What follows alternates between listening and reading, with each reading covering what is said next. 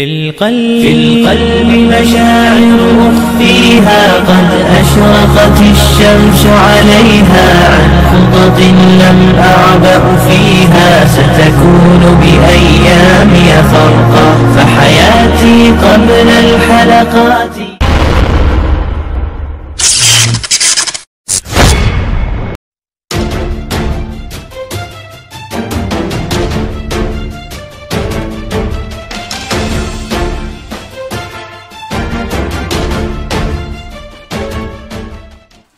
Assalamualaikum warahmatullahi wabarakatuh. Dunia internasional telah dihebohkan dengan sebuah wabah yang sangat mengerikan pada penghujung tahun 2019 yang lalu. Wabah tersebut dikenal dengan Corona atau COVID-19 yang telah memakan korban ribuan nyawa manusia di seluruh dunia. Melihat dari fakta, Corona ini termasuk dari wabah yang sangat mengerikan karena penyebarannya yang sangat cepat. Jauh sebelum kasus ini muncul, telah terdapat juga sebuah wabah yang dikenal dengan istilah taun. Lalu, apakah Corona bisa disamakan dengan taun? Melihat definisi dari para ulama, wabah Corona bisa dikategorikan taun, karena taun lebih khusus dan spesifik dibandingkan dengan wabah. Namun, walaupun berbeda dari sisi penamaan, penyakit ini sama-sama berbahaya dan menular yang tidak bisa disepelekan. Jika dirunut dari sejarah terjadinya penyakit-penyakit wabah semacam Corona ini ataupun taun, sudah ditemukan sejak masa Nabi Muhammad SAW. Bahkan jauh sebelum Nabi diutus, yaitu pada zaman Bani Israel.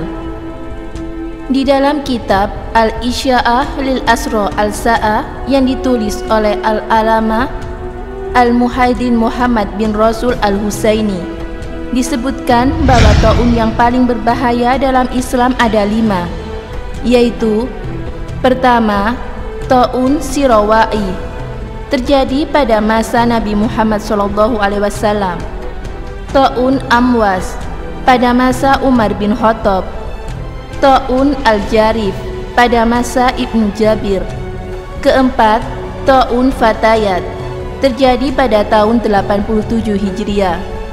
Dan yang kelima, taun Al-Asraf. Lebih rinci lagi, dalam kitab tersebut dijelaskan bahwa taun Amwas terjadi pada masa pemerintahan Umar bin Khattab pada tahun 17 Hijriah. Dan ada yang menyatakan bahwa taun pada tahun 18 Hijriah telah merenggut kurang lebih 25.000 nyawa tentara kaum muslim. Dinamakan dengan taun Amwas karena sebelum penyebaran di daerah-daerah lain, wabah tersebut hanya terjadi di daerah Amwas saja. Adapun para sahabat yang meninggal disebabkan taun Amwas diantaranya Abu Ubaidah bin Jarrah, Mu'ad bin Jabal, Suraibil bin Hasanah, Al-Fat bin Abbas, Abu Malik Al-Asri, Yazid bin Abi Sofyan, Al-Haritsah bin Hisam, Abu Jandal, Suhail bin Amar. Kemudian setelah taun Amwas itu berakhir, taun berikutnya terjadi di Al-Kufah pada tahun 49 Hijriah. Dan 4 tahun berikutnya muncul lagi wabah taun pada tahun 53 Hijriah. Setelah terjadi wabah taun di Al-Kufah dalam waktu yang tidak lama, terjadi lagi wabah yang sangat mengerikan di Basrah sekitar tahun 69 Hijriah. Penyakit yang membahayakan itu dinamakan dengan taun Al-Jarif. Sebagian ulama mengatakan bahwa taun ini dinamakan dengan Al-Jarif karena ia menyapu manusia sebagaimana banjir besar menyapu tanah-tanah.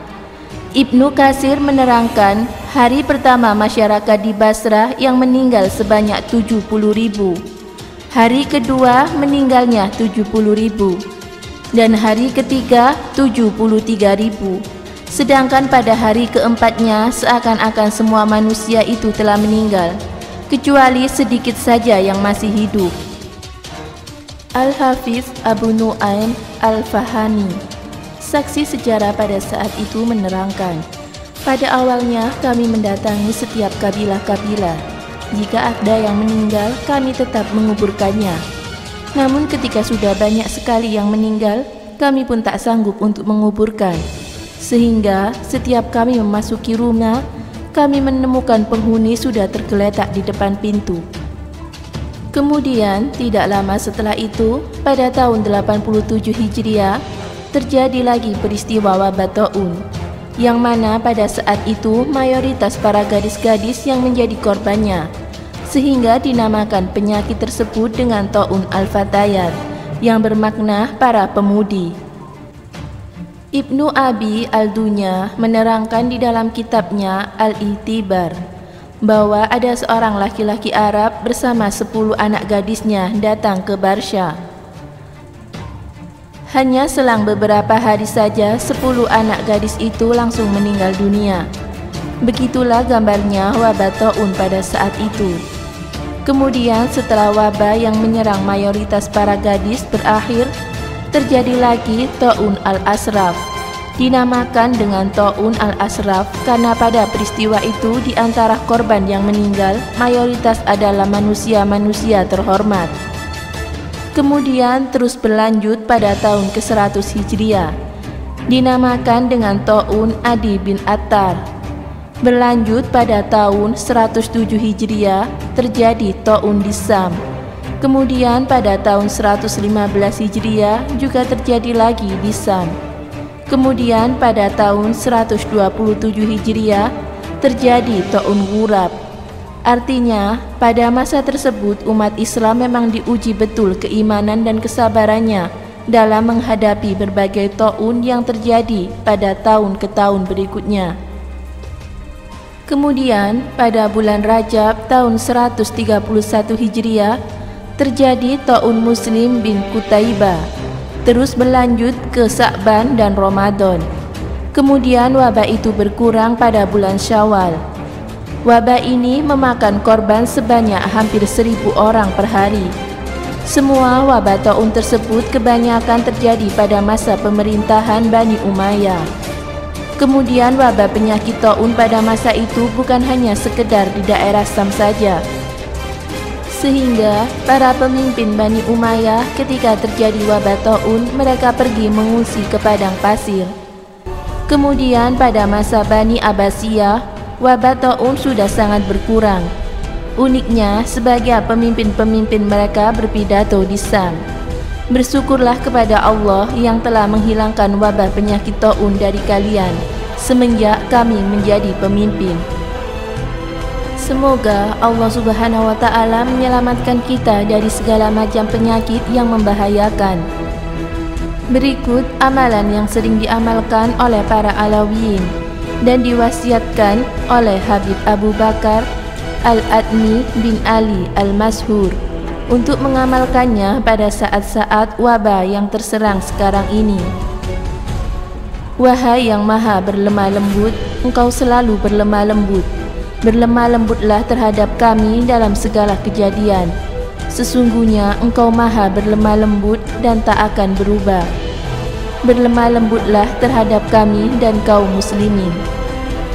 Dan amalan yang tidak kalah penting kita baca pada saat wabah-wabah tersebar seperti sekarang ini adalah Ya Latif, Ya Latif, Ya Latif sebanyak 100 kali pada pagi dan sore hari.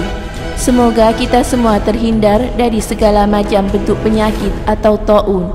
Wallahu a'lam bishawab.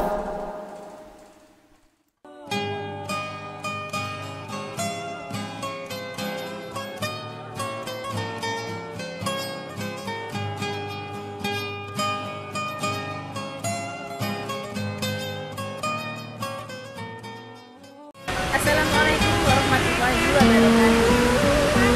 Menangis karena takut kepada Allah Subhanahu wa Ta'ala merupakan sunnah Rasulullah Sallallahu Alaihi Wasallam.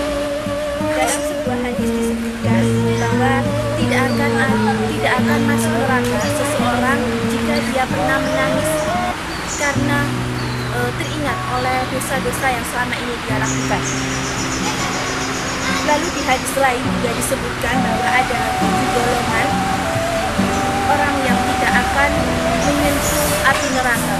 Salah satunya adalah orang yang berzikir di tengah malam dalam keadaan sunyi, lalu dia menangis teringat dengan dosa-dosanya semasa dia di dunia.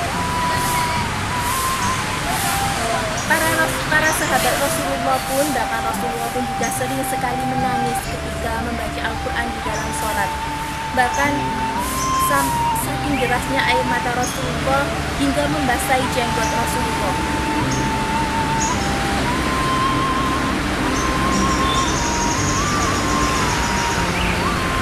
Laki-laki yang menangis maupun perempuan yang menangis karena teringat kepada dosa-dosanya yang dilakukan kepada Allah, itu adalah orang-orang yang memiliki hati lembut. Bahkan menangis bukan menjadi salah satu petunjuk, kalau menangis bukan menjadi salah satu cemoohan, seperti menangis itu menandakan dia kehidupan, tapi menangis itu menandakan hati yang lembut. Yang perlu dipertanyakan, ketika seseorang itu tidak pernah menangis, apakah orang itu memang sekuat dan setata itu? Bahkan Rasulullah saja pernah menangis, ataukah orang itu sudah mulai mengeras hatinya sehingga dia tidak bisa menangis?